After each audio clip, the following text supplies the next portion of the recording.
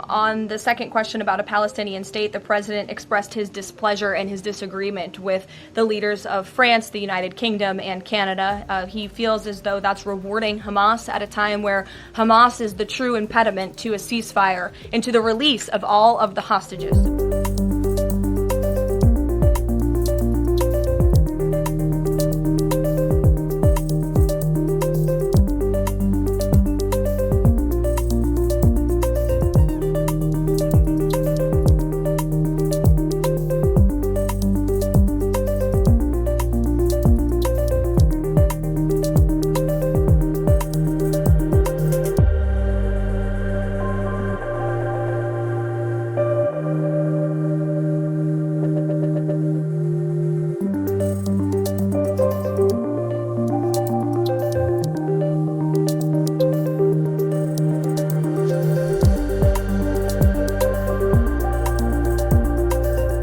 To your first question, the president wants to see all of the hostages released. He cares deeply about this. He has met with many of the former hostages, many of the families of those who have loved ones who are still being held hostage in Gaza. I have met with them too. It is absolutely devastating what these poor people have been through, and the president is always thinking about them, and that's why he's designated his special envoy, Steve Witkoff, who's doing a tremendous job to release the hostages and to end this conflict. But the president has always said the last remaining hostages, now there are 20 living hostages in Gaza, will always be the hardest because Hamas is unfortunately using these innocent people as bargaining chips. But nevertheless, we are committed to seeing this come to an end.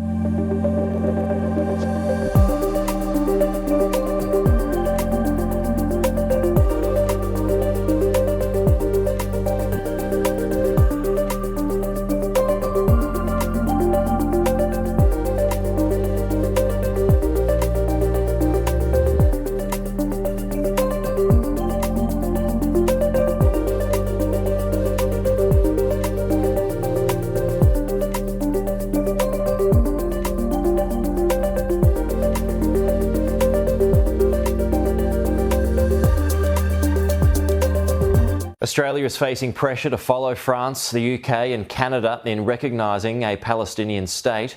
The Prime Minister says he won't be rushed into a decision, but reiterated his government's commitment to a two-state solution. Anthony Albanese believes the timeline for Australia to make a decision relies on actions from both Israel and Palestine. We'll make our own decisions, and it will be that main question, which is clear. Will Australia recognising, making that statement that you can only make once, of course, and once you make that declaration, you lose your capacity to negotiate and to influence outcomes to some extent. So it will be based upon not whether a timeline is reached, but whether an objective is reached. And our objective is very clear, which is we do support two-state solution, that of course one of those states is Israel and one of them is Palestine. There are concerns a decision to recognise Palestine could also impact trade negotiations with the United States though. Donald Trump posting on Truth Social yesterday that Canada's decision to recognise the state would make it very hard to make a trade deal with them.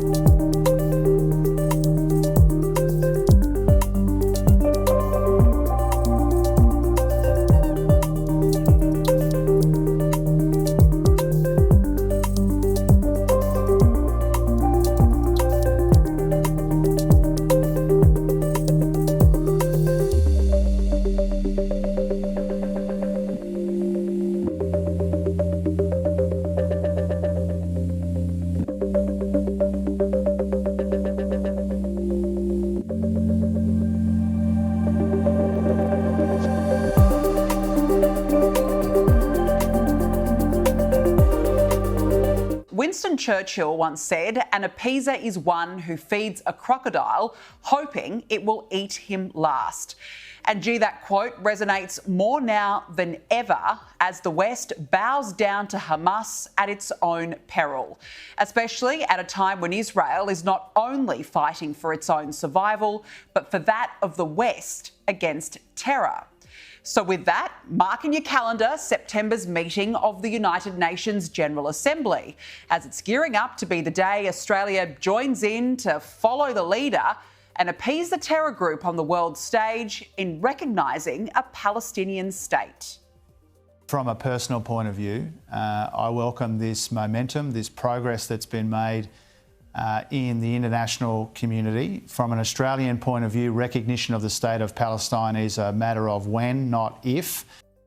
Well, this is just a sad and disappointing moment for Australia when those elected to represent us fold so swiftly, all but guaranteeing the anti-Semitic attacks continue and Australian Jews continue to live in fear. And for what? To jump on the bandwagon and reward Hamas, follow the leader, or perhaps feed the crocodile? Now, of course, it all started with France after President Emmanuel Macron said his vision is for Israel and Palestine to live side by side in peace, even though Hamas does not want peace. The UK then vowed to do the same. I can confirm the UK will recognise the state of Palestine by the United Nations General Assembly in September, unless the Israeli government takes substantive steps to end the appalling situation in Gaza, agree to a ceasefire, and commit to a long-term sustainable peace, reviving the prospect of a two-state solution. Well, this is just complete bogus nonsense. There is a ceasefire deal on the table put forward by Israel and the US, but it was rejected by Hamas. And then overnight, Canada too joined in. Canada intends to recognise the state of Palestine at the 80th session of the United Nations General Assembly in September 2025. Canadian Prime Minister Mark Carney went on to say that the prospects of a two-state solution have been steadily and gravely eroded. Really? You think? And by whom? Well, it's not Israel. The prospect of peace has been eroded by the terror group running the Gaza Strip and who started this war on October 7. And now, of course, Australia is mulling its options. This capitulation by the West gives Anthony Albanese a wide berth. In fact, it's worked perfectly for him. A backdrop of the United Nations, a majority of UN members in favour of recognising Palestine, 147 do recognise, just 46 don't. And our allies are now backing it in. So it's really an easy opportunity, and Labor MPs are lining up.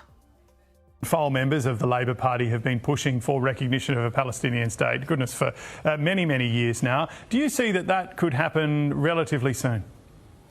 Well, I think it's a question of when, not if. We're now saying that the recognition of a Palestinian state doesn't have to come at the end of a peace process, that a Palestinian state can be recognised on some conditions. What matters is not so much the time frame for recognition, it's the circumstances on when that recognition would advance the prospects towards a two-state solution.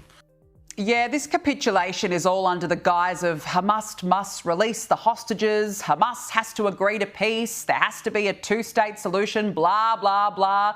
And what they all seem to forget is that they are dealing with jihadis who don't want peace. They don't want a two-state solution, they want their own state.